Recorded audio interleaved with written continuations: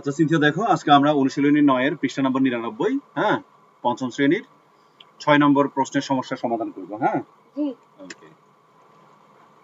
দেখো প্রশ্নটা হচ্ছে যে ব্যাংক থেকে 50,000 টাকা ঋণ নিয়ে 8 বছর পর মোট 98,000 টাকা পরিশোধ করা হলো। আসলের উপর ব্যাংকের মুনাফার হার কত? এখানে মুনাফার হার বলতে মানে উনি শতকরা কত টাকা করে দিছে, মানে 100 টাকায় কত টাকা করে লাভ দিছে এটা বের করতে হবে। এখানে এটা জানতে চাইছে। হ্যাঁ, আমি বলি বলো। ব্যাংক থেকে 500 মানে 1,10,000 হুম, 50,000 টাকা ঋণ নিয়ে 8 বছর পর মোট এত টাকা পরিশোধ করবো। হুম, আসলের উপর মুনাফার হার কত ছিল?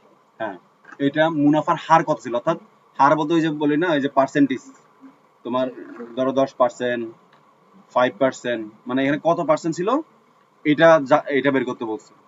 তো তুমি যখন মুনাফা বের করতে পারবা, মানে অর্থাৎ এখানে যে টোটাল কত টাকা লাভ দিছে এটা যদি তুমি বের করতে পারো তখন তুমি ওইটা বের করতে পারবা। তো একটা জিনিস দেখো, বাবা এটা কি লিখতে হবে? না, এইগুলো তোমার লিখতে হবে না, এগুলো হচ্ছে আমি তোমাকে বোঝানোর জন্য লিখছি, ঠিক আছে?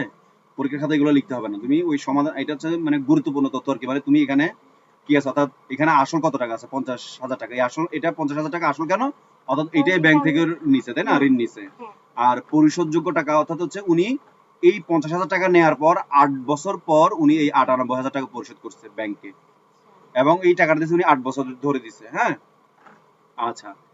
এখন আমাদের যেটা বের করতে হবে, যে এখানে আমাদের এখন যেটা করতে হবে সেটা মুনাফার হার খুঁজে বের করতে হবে, ঠিক আছে? মুনাফার হার তো দেওয়া আছে। কই দেওয়া আছে দেখো তো, হ্যাঁ এখানে না, হার দেওয়া নেই, কিন্তু তুমি হয়তো এখান থেকে কত টাকা মুনাফা দিছো এটা তুমি বের করতে পারো, কারণ তুমি যে টাকা পরিশোধ করছো হ্যাঁ আর যে টাকা নিছো এটা থেকে এটা বিয়োগ করলে তুমি ওই টাকাটা, লাভের টাকাটা পাবা। জি কিন্তু হার কত এটা বের করবো আমরা, ঠিক আছে?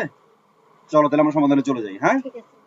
আচ্ছা আচ্ছা, এইগুলো তোমার কিছু লিখতে হবে না, এগুলো আমি জাস্ট শুধু তোমাকে বোঝানোর জন্য লিখছি। হ্যাঁ, জি আহ, এখানে প্রথমে আমরা মুনাফার পরিমাণ বের করব। মুনাফা হলো মোট পরিশোধযোগ্য টাকা থেকে 800 টাকা বাদ দেওয়া। ওই মোট পরিশোধযোগ্য টাকা বলতে তুমি দেখছো যে আমরা মোট পরিশোধ করছি কত টাকা, 98,000 টাকা। আমরা ব্যাংক থেকে কত নিয়েছিলাম, 50,000 টাকা। 50,000 স্বাভাবিক, আমরা দেওয়ার সময় নিশ্চয়ই ব্যাংকে বেশি টাকা দিছি, জি জি তাহলে এই বেশি টাকা থেকে আমরা যে টাকা নিছি এটা বিয়োগ দিলে আমরা টোটাল কত টাকা মুনাফা দিছি এটা বের করতে পারবো। তাহলে আমাদের এখানে আমরা মুনাফা কত বের করতে পারছি, 48,000। 98 থেকে 50,000 টাকা বাদ দিলে 48,000 টাকা হয়, ঠিক আছে? বুঝতে পারছো? জি এটা জাস্ট একদম সিম্পল, আমরা বিয়োগ করছি। ওকে, এখন আমরা মুনাফার মানে এই যে কত মুনাফার যে পার্সেন্ট বা ওই যে শতকরা হিসাবটা, মানে 100 টাকায় কত টাকা দিছে এটা আমরা বের করবো। আর এটার জন্য একটা সূত্র আছে, তুমি নিশ্চয়ই মুনাফার সূত্রটা জানো। হ্যাঁ, মুনাফার সূত্রটা আমরা নিচে, এই যে সূত্রটা আমরা নিচে প্রয়োগ করছি, এটা এই যে মুনাফার সূত্র, আসল গুণ মুনাফার হার গুণ সময়। আচ্ছা, তুমি জানো যে আমরা আসল কত টাকা নিয়েছিলাম ব্যাংক থেকে? বাবা এখান থেকে লিখতে হবে। হ্যাঁ, এই যে এখান থেকে তুমি লিখবা মুনাফা এটা। সমান হ্যাঁ, আসল আসল, হ্যাঁ, গুণ মুনাফার হার, এটা সূত্র তুমি তো আগে মুখস্থ আসল করছোই। হার গুণ সময়।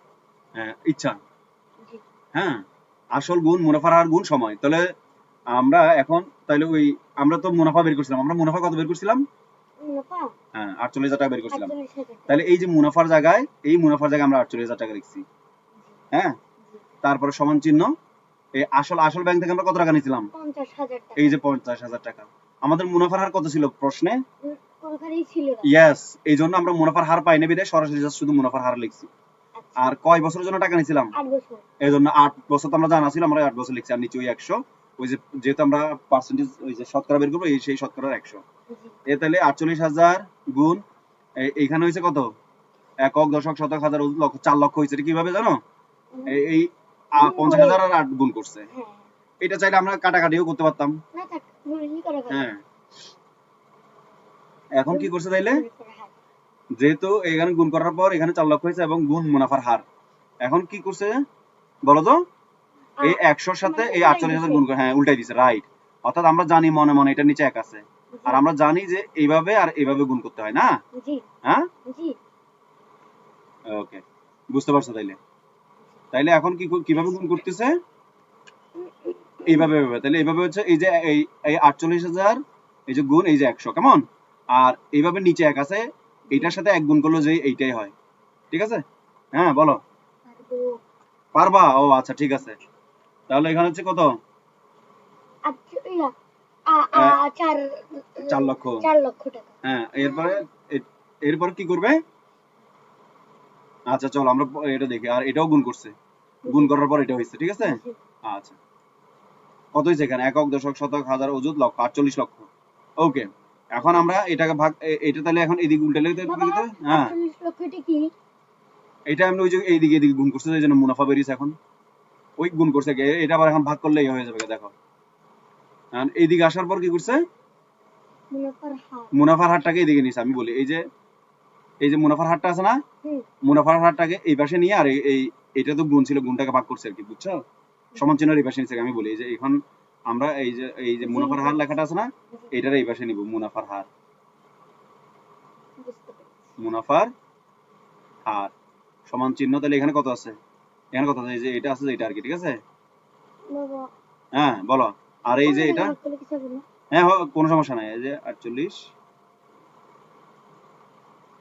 এই, বুঝছো এটা?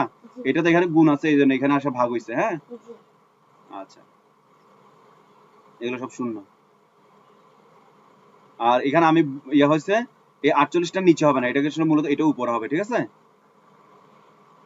বুঝতে পারছো? জি। এটা আমরা ভুল লিখতেছি, এটা এভাবে হবে না।